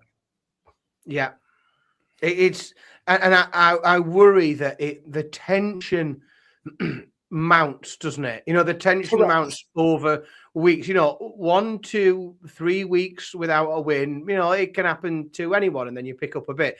The difficulty is when that tension starts to mount. When you've gone 2 or 3 weeks, then you start, as you did there, is you start to look through the fixtures and you think, where are the points going to come from? Where am I going to win a game? And that's a really tough game. And then I think the Premier League becomes a very difficult, because then you are traveling, great distances at, quite a lot of, I suppose Dublin's not too far if you live over that side of the country, from Liverpool, but you are fannying around, getting on aeroplanes, traveling around all the way to get to a venue to play one very short form game where Luke Littler will dick you 6-2 and then you go home again. And the Premier League can start to weigh on you very heavy when you start, like that, down that path. Correct. I think, by the way, people are asking whether Josh Rock's going to get booed this week. Yeah, I'm going to guess it'll be half and half. Half the arena will boo him, half the arena will cheer him. Do we think he'll keep his walk-on song? Brave. I'm not sure if he will be allowed to. Brave. Yeah, I think it's presumptuous to assume he would be the decision maker there. I'd like to think. Well, I wouldn't like to think, but I would guess. All right, it's all someone right. else would take that. Mansell Service can decide it next. Mansell can decide it. I believe that Mention should be referred to on most big decisions involving, PDC operations. Yeah, I would be amazed if he walks out to welcome to the party. Yes. Also, on a serious note, though, how many Celtic fans will be there on Thursday night? Because they've got Europa playoffs to deal with, haven't they? I'm pretty sure. Don't know. Pretty sure they're in the Europa League I pay any attention to. No. But I don't know. Why would I? It's nice. It's foreign football, isn't it? We are going to the banks of the Clyde this week. We are going to the OB Hydro. Looking forward to it. It's always a good night. Is it as good a venue as everybody says it is? It's pretty. It's very pretty. It looks really nice. Is the atmosphere a bit shit? Is it in my top 5? I think you're not the person to judge, though. You're sat in a cupboard out the back. Yeah, you don't have the facilities for that, I don't think, big man. I just feel like it's very right. So this is very split, right? When Gary Anderson was playing in the Premier League, was it electric? Yes. Was it the same without Gary Anderson? No. I mean, it's like Cardiff. Cardiff's a bit shit if there's no Welsh player involved, isn't it? Like, I mean, it's just a bit okay, isn't it? It looks on the. I've not been in it, but the internal pictures, the interior pictures look. I really like the shape of it. The layout looks really good. And I tell you what, they've actually got some premium, like sort of bar VIP type box situation terraces, which look like even I could tolerate them. So you are such a Tory today. No, honestly, Jesus wept. They look this. So someone's asked. Bob said, "Which venue's better in Scotland?" Oh, Glasgow pisses over Aberdeen. The old venue? Oh no, the current ones. Oh, right. Glasgow absolutely smashes over the P&J Live. I agree there. 100%. 100%. And I prefer them to move back to the old arena. I know they can't, but the old arena was just so much better. I'm not even sure if it's still there. Have they knocked it down? I don't know. It was that old. It was like a tin roof. But then again, you know me, mate. I love a cattle shed. I'm here for it. So the quarterfinals at the Hydro are Stephen Bunting against Cam Van Veen. Luke Humphreys takes on Josh Rock. Michael Van Gerwen goes one-on-one with Luke Littler, and we have that all-Welsh affair between Johnny Clayton and Gerwyn Price. What are we saying then? I think there'll be a Welshman in the semi-final. Just going to guess. Agreed. Yeah. Well, I can't start predicting from the bottom up, can we? That's absurd. On from the top, 5 from the bottom, please, Carol. Even we can't predict a bracket from the bottom up. We can. We can. Bunting against Van Veen. Chat room, get involved as well. You'll see the little comments on the side there. So get involved. I think it is another tough week for Stephen Bunting, and Jan Van Veen wins 6-3. He can't lose 17 weeks, can he? Yeah. Well, he can't actually, because if he loses 17 weeks, then that means he's in the playoffs. Yeah, he can't lose 17. Yeah, no, he can lose 16 though. Yeah, 16. No, I think I was. You know me, right? I have not been the biggest Bunting fan in terms of putting him in the Premier League. Having said that, I saw enough today that was enough of a green shoot there that convinces me he might just go and do it. And I wasn't that impressed with Van Veen. And obviously he missed the match start to beat Gezi last week. 6-4 Bunting. I cannot believe I'm saying this. Wow. Well, you going, Dan? Dan's already said his. I went first. Oh, sorry, I didn't hear you. No, thanks. I am 6-3 going Van 6-4 Van Veen. Okay. Standard pairs. Again, just looking at the chat. Very safe. Just looking at the chat room. Van Veen. A lot of you. Warren, Bob's all going Van Veen. Ducky is as well. Kay Van Veen. Daly's going Bunting. Scott's going Van Veen. Kieran's going Van Veen. Jim Van Veen. Great Showman Van Veen. Very heavy. Mark Van Veen. Well, all these people are going to be wrong, aren't they? And I'm going to Paddy Van Veen. Malachi Van Veen. All these people are wrong, and I'm going to look so smug on Monday when Bunting wins the match. Luke Humphreys against Josh Rock.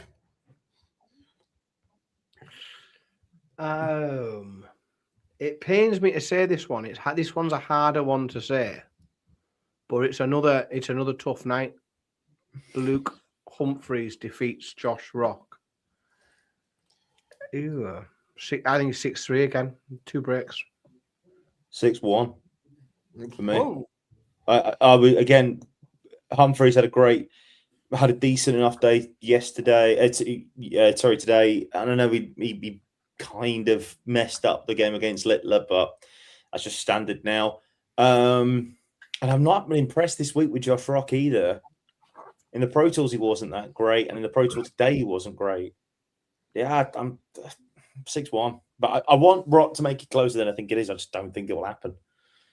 Again, I'm going Humphreys. I think 6-4. Congratulations to Josh Rock then for making the Yeah, semi-final. clean sweep. We probably win the night now. Again, chat room's more split. 6-0 Luke from Chris, 6-1 Humphreys Warren, James 6-1 Rock, Kieran 6-3 Humphreys, Scott 6-3 Humphreys, Malachi 6-4 Humphreys, Mark says Humphreys to win but want Rock, Daly says 6-3 Humphreys, K 6-3, Jim's gone 6-5 Rock, Bob's gone 6-3 Humphreys, Paddy 6-1 Humphreys. What was up with Rock's grip last week? I don't know. We had a chance to speak to him. I'll try and find out though. 6-3 Humphreys, 6-4 Rock, and Superstock's gone 6-2 Humphreys. Right, Michael Van Gerwen plays Luke Littler. This one's quite easy to predict for me. Do you want to go first, Joe? I think it's easy to predict. I'll let you go first on this one. MVG wins. I think he wins 6-3. Honestly, I think it's a really, really easy win right now for Mark Van Gerwen. Lula is not playing well. And it pains me to say it. But last couple of weeks I've not been impressed. And that's the thing that Wonder Boys set the standard that high. And Michael Van Gerwen, I've been really, really, really impressed with. I'm not sure. I think that opening game last week, 105 average, beating Luke Humphreys. I think it's there. What happened the game later against MVG? He beat him and he beat him well. Yeah, I don't think that happens 2 weeks in a row. I just don't it's one of those things. I think, we talked about long format, playing Luke Littler over a long format. I think, 2 weeks in a row, you might get the better of him once. You won't do it twice. And for that reason, I just think it's not going to happen 2 weeks on the bounce. So it will be 6-4 Littler. If Littler had played today on the Pro Tour, I might have agreed with you. I know he hates it, but to get some match practice ahead of next week. But no, MVG, 6-3. 6-2 Littler. Wow. That's when you know your pick's Rogue, Jarlath. Yes. That's when you know you're off the deep end. Absolutely. When Phil Bars is picking MVG to get beat, you know that you've gone. No. He's picking MVG to get bashed. That's what he's picking. Well, there. yeah. I think that the fact he hasn't won one of the opening 2 Premier League nights, I think we're going to get Snarling and Luke Littler with the hump because he doesn't like watching other people pick up wins. I think he comes out firing. Okay. Fine.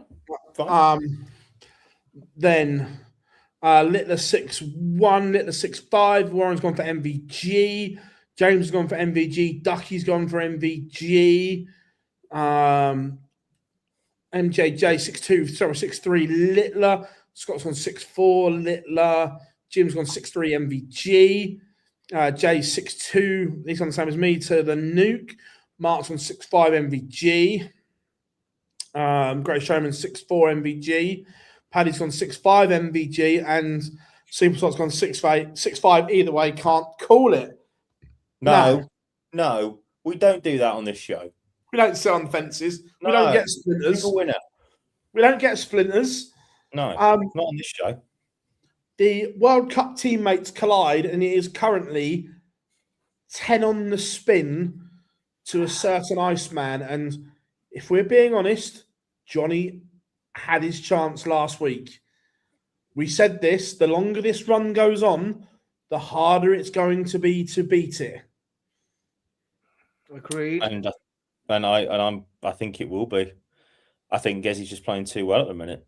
That's in my honest opinion. 11 on the spin, but again, it'll be close. 6-4. He will have his chances. Probably get one of the chances to go to 5-all. Probably miss about 4 darts at it, and Gezzy will just ping 5-5 like he did last week. 6-5. 6-4, yeah. 6-5, same way. Gezzy wins the decider, comes from behind. For now. Levels up and wins the decider. Everything tells me Gerwin Price should win this match. Every stat I look at says Gerwin Price will win this match. But you want chaos? Okay. You want chaos, essentially. 6-4. Johnny wins the ball, holds to go 5-4 up. Gerwin Price misses a dart at tops. Johnny goes treble 20, big 11, bullseye, points left, and goes, go on! Brilliant. Gone rogue. I've even given you how it finishes as well. Super slot goes MVG then. Right, there we go. So James 6-5 Clayton. Mark's gone 6-4 Gezzy. Warren 6-3 Gezzy. Ducky 6-2 Gezzy. Another 6-3 from Paddy to Gezzy. Bob's gone Gezzy 6-4. Not a lot for Gezzy in here. Wins for Gezzy for Scott, Chris. Bennon's gone there. Gezzy again. Daly's on 6-4 Clayton. Great Showman 6-4 Gezzy. Kieran 6-4 Price. Superslot 6-4 Gezzy. K 6-5 Price. It's all there, isn't it? So, from your predictions, who wins on the banks of the Clyde in Glasgow, and who do they beat in the final? So I've got Bunting versus Humphreys in the semi, and MVG Gezzy. Sorry, I'll go with the same pick I had last week. Gezzy beats Luke Humphreys in the final. He wins 6-3. I'm going to go the opposite. I think Luke Humphreys beats Gezzy in the final. Okay. 6-3. Okay. I've got the world number 1 playing the world number 2. God, boring. Mm-hmm. And the world number 1 picks up his first nightly win, 6-4. Boring. Boring. I just think we're going to get a reaction from him this week. After 2 weeks of not winning one, I think we're going to get a massive reaction. Still boring. Chat room. Where was Gary fishing this week? No, he's been doing a lot of exhibition work, so he just took some time off. Warren's got Humphreys beating MVG. Bob's got Gezzy beating Humphreys. Ducky's got Van Veen beating MVG. Chris has got Humphreys 6-4, Littler 6-3. Can't have that. One or the other, please. Littler beats Humphreys 6-5 from K. Humphreys beat Littler 6-3. There you go. MVG beats Van Veen 6-2. Van Goen beats Van Veen 6-4. I tell you what, there's a lot of people believing in MVG again, isn't there? I'm for it. Yeah, it's all. I'm still not convinced. Johnny wins the night 6-4 over Humphreys. Sorry, I've just seen that comment at the bottom from Geordie Boy. A lot of exhibition work. Who does he think he is, Barney? Phil goes rogue. I just think that we're going to get a reaction from Littler this week. To be honest, I wouldn't even be. You know what? I wouldn't be worried until we get to at least week 6, week 7 if he hasn't picked up a night. Because I don't think he needs to worry. Because he could probably just turn it on for the second half of the Prem, win all 9, probably win all the next 8 nights, and then go and win the lot.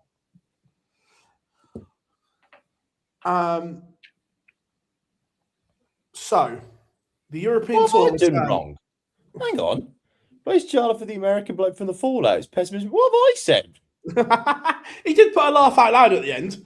I think he's having you on and you just bit. I think he's gone. I think he's just done Fishermania and fucking fishy. Are we fishing? Have we gone fishing for Jarlath? Are we fishing Jarlath? Going in 3, 2, 1. Hi Jarlath, thanks for being in the Barney Army. Sometimes, if you're in for a penny, you're in for a pound. Sometimes, aren't you? You fucker. Some days you're the pigeon. Some days you're the statue, mate. That's all.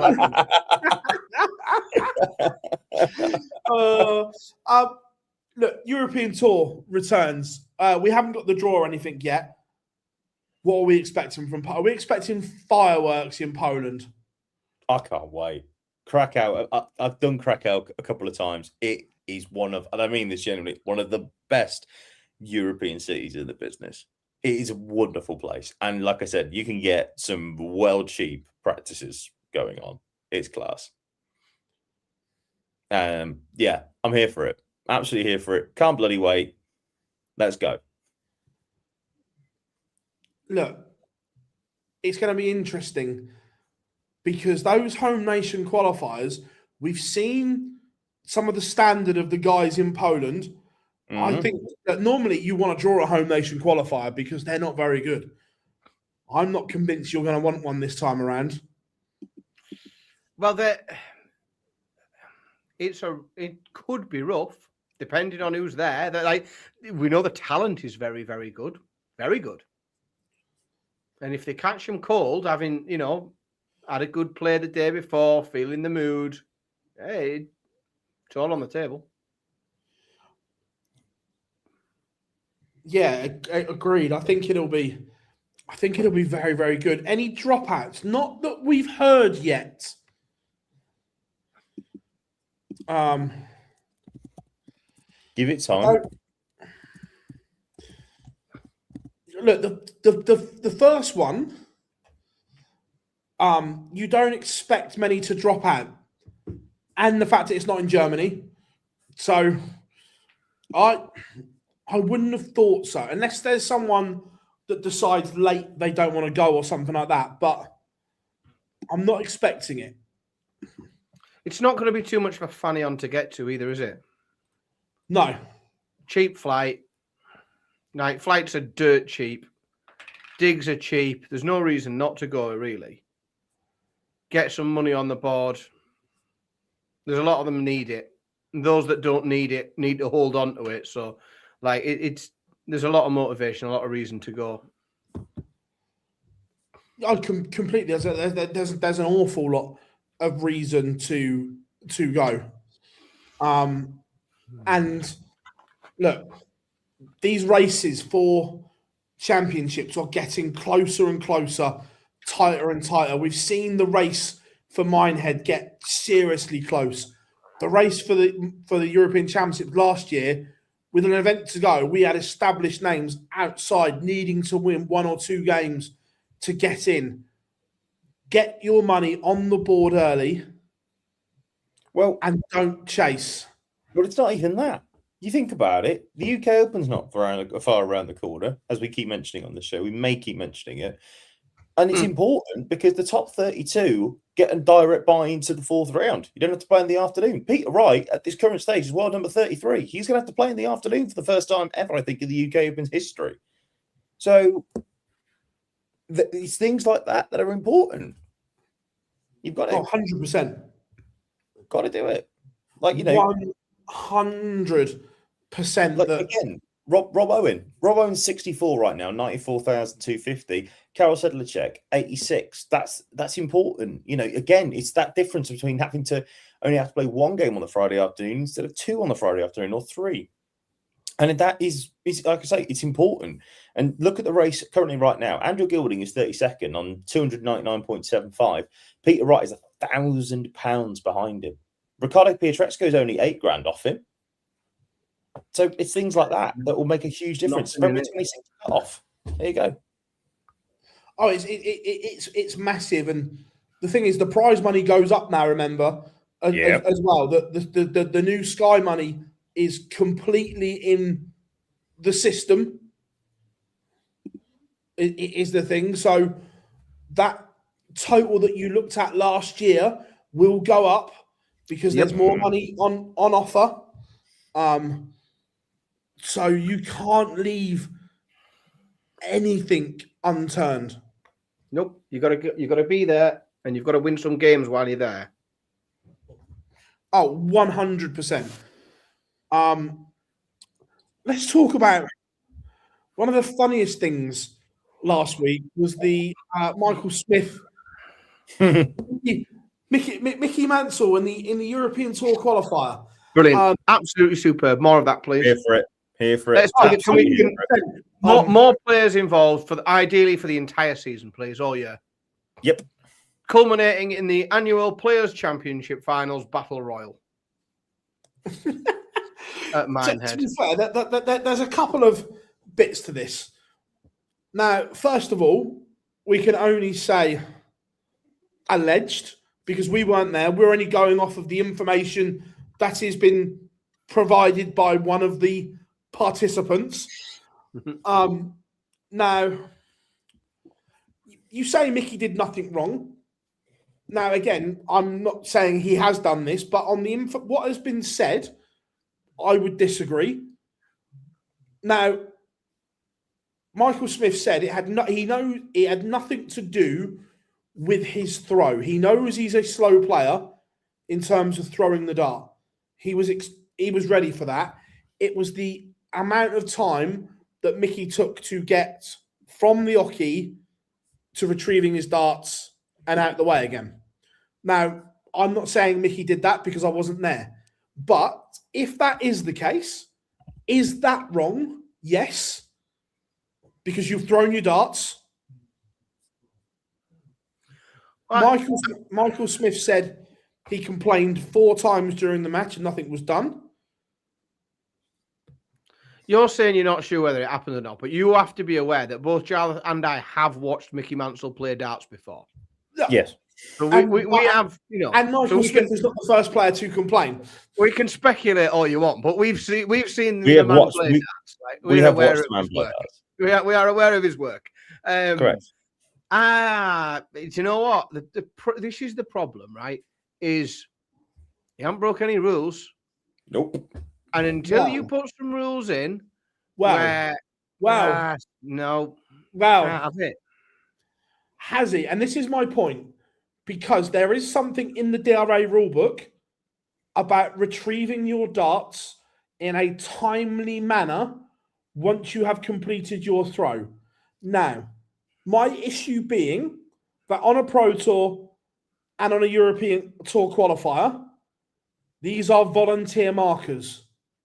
They are not what you call proper officials. So, has he broken the DRA rules and it's not been enforced by the marker of the board? Until such time as someone says you've broken a rule, you haven't broken a rule. Define timely manner.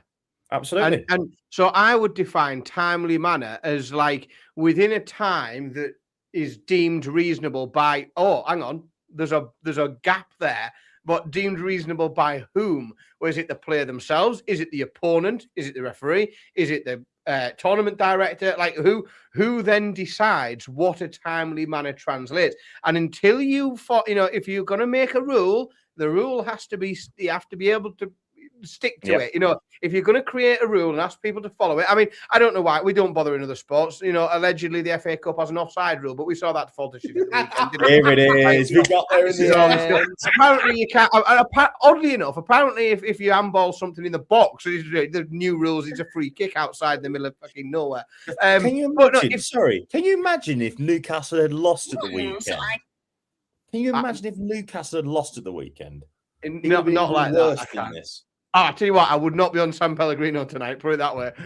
I'd be on something a lot heavier. No, I just think so.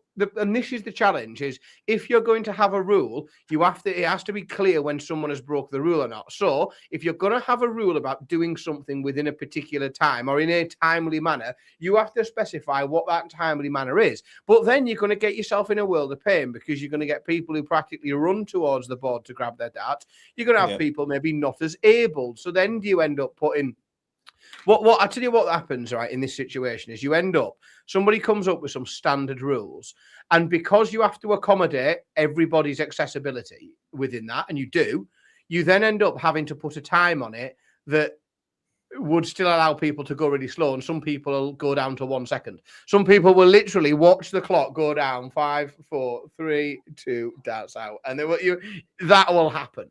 It's gameplay, isn't it? And then you're talking gamesmanship. But the reason why he hasn't broken any rules is because of his tweet. That for me, I was getting onto that bit. The best thing ever. However, Mickey Mansell's reply on social media already is up there with one of the funniest tweets I've seen. Yes, absolutely. Here, fishy. That was a perfect. See, if you hadn't have been on stream all day, we'd have had that on the screen, wouldn't we? His tweet, we'd have had that ready to go. But you've been a busy boy, Philip. That was absolutely perfect. He's reeled him in like an absolute kipper, like you did with me a few minutes ago. Here, fishy. Yeah, and agreed. And again, I just think, well, you know, you can't point to that. You can't enforce timely manner. It's unenforceable completely. It doesn't stand up. It doesn't. If you're going to make a rule, you have to be able to A, enforce it, and B, defend it. And you can't do either of those with timely manner. I just don't think you can. So I just think, well, because if the market decided I don't think that's a timely manner, well, that's prove it. Right? What's that mean? Well, if the player can say, well, I can't go any quicker. Sorry, I've got an ingrowing toenail or something. I can't. That's the quickest I can go. Yeah, it's and the key is, like, we know these players exist. We know they exist at every level of the game. There are people doing it in the Sunday night charity league on Stockton-on-Tees, and there are people doing it on the biggest stages of the world. The key is to be able to keep throwing your darts at the right segments of the board and getting rid of 501 points before they do. And you need to be able to do that regardless of the time your opponent is taking to do anything.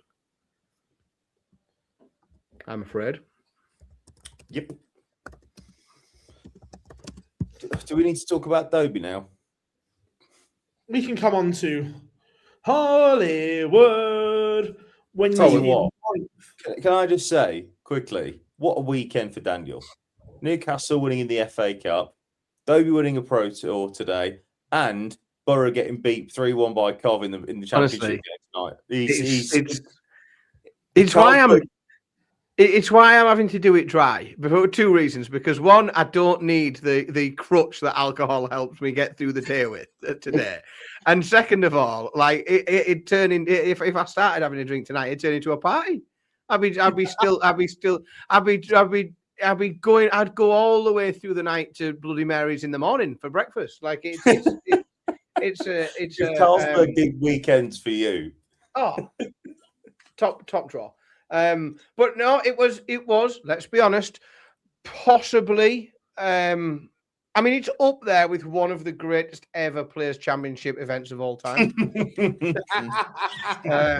in the top. How many has he won? 9. It's in the top 10, right? So it's in the top 10, isn't it? Of Players' Championship events. No, it was very, very good to see. Like, he's needed it for a little while. We've seen that little, not I'm not going to call it a slide down the order of merit, but like a slip outside the top 12. And outside of the top 12, a couple of years ago, we did not think that that's where we would be seeing Chris Dobey. We didn't think we'd see him outside the top 12, but he's there at the minute. And what he has needed for some time is a day like today, a day where, again, in a win, and we talked about the Stephen Bunting run earlier, there was a bit of everything from Chris Dobey today. We saw hugely dominant, the 6-0 over Bradley Brooks was superb, really high level. But then, the deciding leg victories were there as well. The Northeast Derby averaging 106 over Ryan Joyce. It was just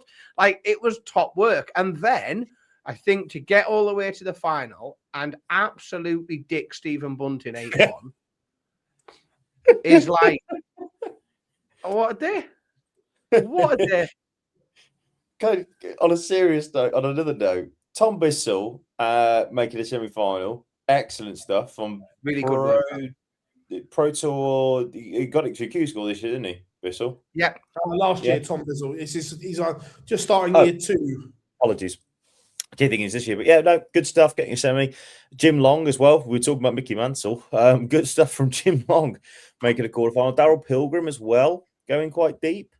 And Bo as well. Another last 16 when she had I think she had a really good day. And the fact that she was 5-2 down at one point to Johnny and came back and pushed him all the way. He obviously got 3 legs on the spin, but she absolutely blitzed Jermaine Watmeen in the top 32. Won 6 on the spin against Rob Owen, and then came through a decider against Pascal Reprecht. It's good stuff. These Players' Championship events are starting to look really nice for Bo. I mean, granted, we've only had 3 of them, but in that, I mean, Christ, do we focus on Minehead in the race to Minehead? But if you're looking already at that Players' Championship order of merit, she's 16th, like 16th, which is bloody good, even after only 3 events. And let's be honest, do we expect her to stop playing this well? No. Do we actually expect her to maybe get a bit better? Possibly. Yeah, no, I'm 100%. This is looking. It's a really good start. Yeah, and I mean, to be fair, you're probably going to need about 30 to get a Minehead probably this year with the added. About between 27 and 28, I think. So 30 grand just to be safe. The 30, I think you'll be fine on 30. Yeah. So she's already a fifth of the way there.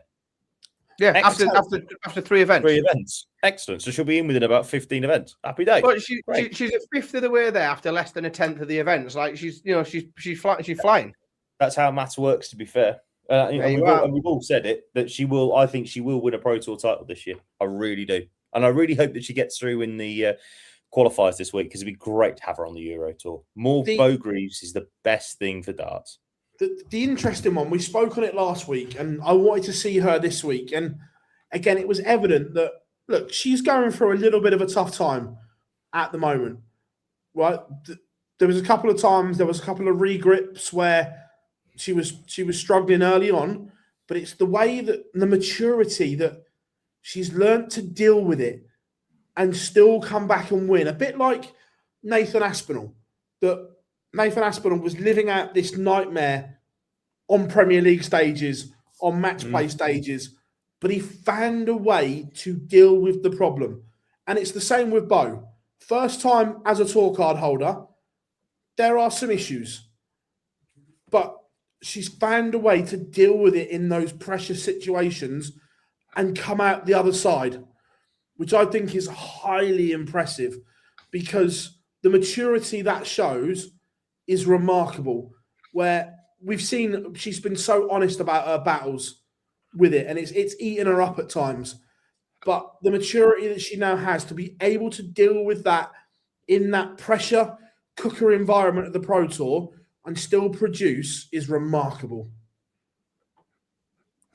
Absolutely. And of course, as James mentions, to be fair, if she qualifies for Belgium, she'll have to miss the women's series, which I don't think the rest of the players will be disappointed to hear. They'll be devastated, won't they, when they all find that out? Absolutely.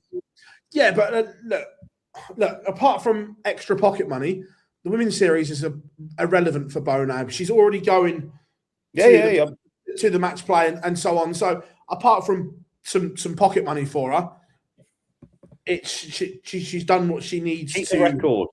Keep the record to do. Look, we're now a couple of Pro Tours in. It's been in the chat room, but I was going to bring it up anyway. How good has Cristo Reyes been on his return? Oh, excellent. What a guy. Yeah. Excellent. Love it. We simply love it, didn't, love it. I mean, he disappeared so, completely from the sport, that, off the radar, that we just didn't know what to expect. And obviously he tipped up all of a sudden he's at a qualifier and you think, well, hang on, that's like, they're quite hard to win. And then, and then he's back on the telly and well, he looks quite good. And then he batters everyone at Q School, played amazing. And it played again, but you sort of think, well, when does it?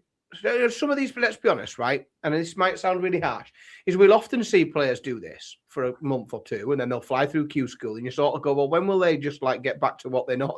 When will they get back to their level? And I don't know. He could be establishing himself that this is his level, and if it is, then he's a threat. It's like he could be. I'm not saying he's going to start winning the World Championship or anything like that. Might do a bit in the World Cup. That might be interesting. Yeah. World Cup could be fun for Spain. Well, also as well, can we say, Carl Sneed winning his tour card, and all of a sudden he's had an absolutely stupendous start to his PDC career. 5.25 G's on there. Do you know Jack Tweddle as well? I'm pretty sure he's a new tour card holder. No, he's not got a card. He's the top up. There you go. Yeah. Ridiculous. We are definitely going to see, in my opinion, more than one top up going to Minehead in November. I agree. Because I think it's a banker. We see more than one top up, especially if, again, Derek Coulson last 32, averaging 101, beating a deciding set by the overall by the overall finalist. There's a number of them that are going to keep picking up money. I don't want to remind you of last week, but I did say that Derek Coulson could be one of the top ups that wins a Pro Tour event. He played again, just brilliant. He's played to such a solid level that if he's at that level, he's going to win games. I think he must have won at Modus, gone home, put one back. I don't know. I don't even know if he'd have unpacked his bag. Put his bag down, had a cup of tea, picked his bag up, went to Wigan, and off you go. Yeah, but he carried the form, and this is, we've talked about it a lot.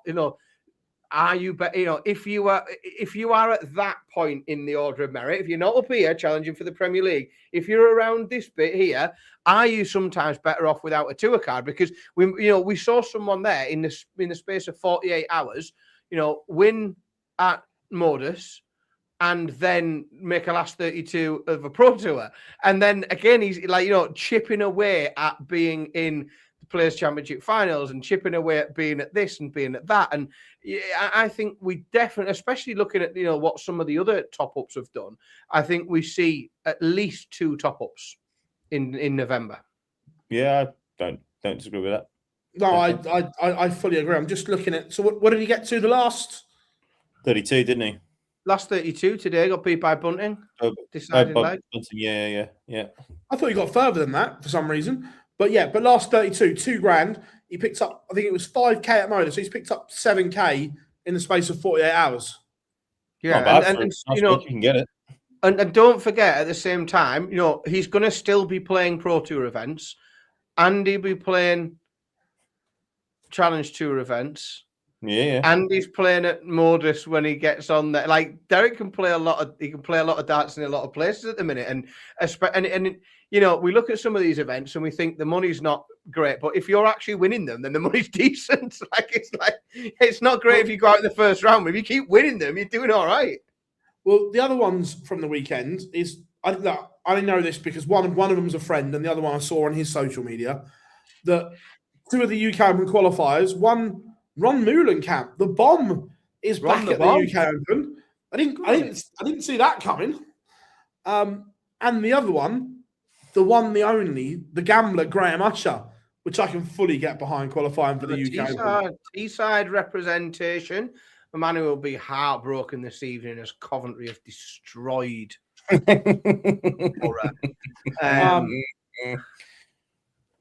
Yeah, please. I think that's 4 UK Opens in a row Graham's qualified for now, which is a little bit good. Very solid. Yeah. Should we do 5 minutes of questions? Did any of us watch the Royal Rumble on Modus YouTube? Because it came up on my socials the other day. I turned it off. I don't know. I don't know what that is. Sorry. No, I did. I didn't. No. Okay. So yeah, get your questions in then. We'll do 5 minutes of question time. If you haven't yet, make sure you like as well. Simon subscribe. Stevenson. Simon Stevenson came through as well, didn't he? Yes, he did. Yeah. The what is it? We got the final weekend of qualifying for the UK Open this weekend. Last 2 events at Riley's, one in Norwich, I think, and one at London Victoria. Bo's not better than Littler. Let's just move on. Andy from Mission can talk all he likes. No. Thank you. Next. Yeah, in a word, he's talking bollocks to get clicks. If he genuinely believes that, then fair play to him. But it's just that quick. Let's get some clicks talk. And to be fair, it's not like they desperately need something now, so they've lost one of their main ambassadors, of course. That's like me saying I'm better than Gary Anderson. Well, you are, right? But some things you are. No, just not at darts. Yes. You might be able to make a better cheese toasty than him or something. I don't know. Yeah, I don't know. He hasn't actually said what he's better at than him. Yeah, just you don't have to keep it wide. Keep it.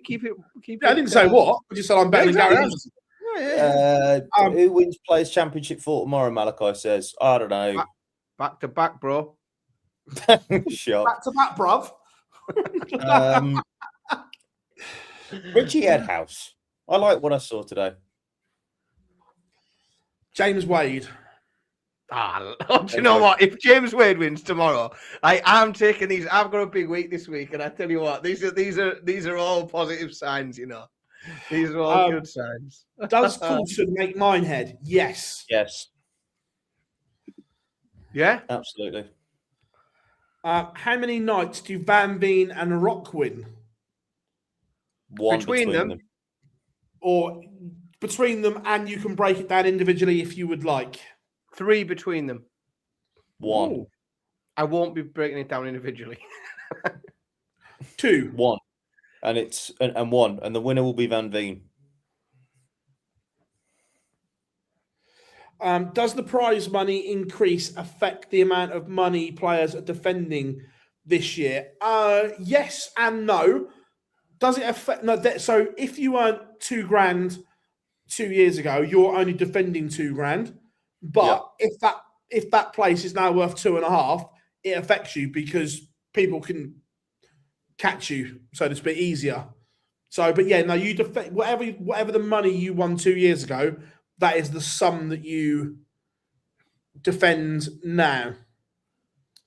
So everyone else, you lose money, but other people will make more money, even more money than you lost. So the gap potentially gets bigger if you lose when the people around you win. Yeah. Do you think Van Veen is more than capable of winning the Euro Tour this year? 100%. Yeah. Van Veen's been a World Championship final and won a major. Sorry, a PDC televised title. Premier event. Oh, yes, a premier televised title. Yes, thank you. He can win a Euro Tour. We'll give it its correct terminology. Thank you, Jarlath. Yes, no problem at all. Like the Triple Crown. I mean, are we ever going to be able to do the hashtag What's a Major debate? To be fair, one day we'll add that to the list and we will break down and we will discuss and we can all have our own choice how we would pyramid the majors. How's that? I'd like that. That's a good idea. I'd like that. We obviously at the top will be the Champions League of Darts. Oh no, that doesn't exist anymore. It should. It should. Yes. Rank it. Rank everything. Rank everything. Rank everything. Mate, there's an exhibition in Whitby coming up that I'm convinced should be ranked. Like, I'd rank a lot, mate. Everything. You name it. Get everything. Just do You it. name it, I'll rank it. Right, hang on. That's there's the next line of merch t-shirts. Can we have them on hoodies? What? Get it ranked. I know the Scottish Open was on this weekend, but I didn't watch any of it, so I can't really pass any comment on it. That's why I've not brought it up. I didn't watch any of it. I was too busy working. Too much other sport on, I'm afraid, this weekend for me. Yep. Yeah.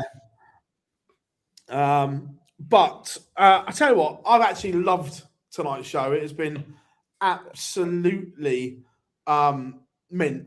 Mr. Brzezinski, one of the best guests we have ever had. Coming up in a few weeks, I've managed to double book guests, so we got 2 on one night coming up. Oh, Jesus! Because it was the only night they could both do it, so I was like, "Yeah, fuck it, we'll do them back to back." Can I just say quickly on that though, the fact that Philip Brzezinski is going to the UK Open, he's going to enjoy the sights and sounds of Butlin's Minehead, and I am so fucking here for it. Here we go. He might not be the same ever again. He's unlikely to be. He shouldn't go He shouldn't go to the Premier League in Cardiff on Thursday night, should he? Really? There's only one place he should be going. There's only one place he should be going. Curry Club. Correct. Minehead Curry Club with us lot. I've already booked the table. Curry. Table's already booked. So that's where he should be going. Yes. What were we on to then? What's that? What were we on to there before we went backwards? We were going forwards and then we went backwards. Yeah, no, we just because we got 2 guests on. Oh, that's it. Who are they? Philip, tell us all. No, go on. We'll save it. People that can join us. We want to know. I want to know. Well, we can find out in a minute. All right. Yeah, I'm not going to spoil it just yet. We like to tease it on social media. Yes. But so the interview we've got the interview going out tomorrow is with Tom from Nordor, and then I am going to nail down Mr. Porter as well and get that one in the can as well. So all anything good. to talk about? Is there anything to talk about with Matthew at the minute? Don't have much. There's 1 or 3 bits. Yes. But you guys have been absolutely incredible. One last time, if you haven't, make sure you like and subscribe because we massively appreciate it. For one, this will be available as an audio only in the morning from all good podcast providers. And if you get bored, you can watch us back on YouTube as well. Remember, we will be live tomorrow from 1 o'clock. Players' Championship number 4 will be there. But I've been Phil Bars, Dan Simpson, Jonathan, and we have been Online Darts. What a Monday it has been. We'll see you all tomorrow. Make sure you join us.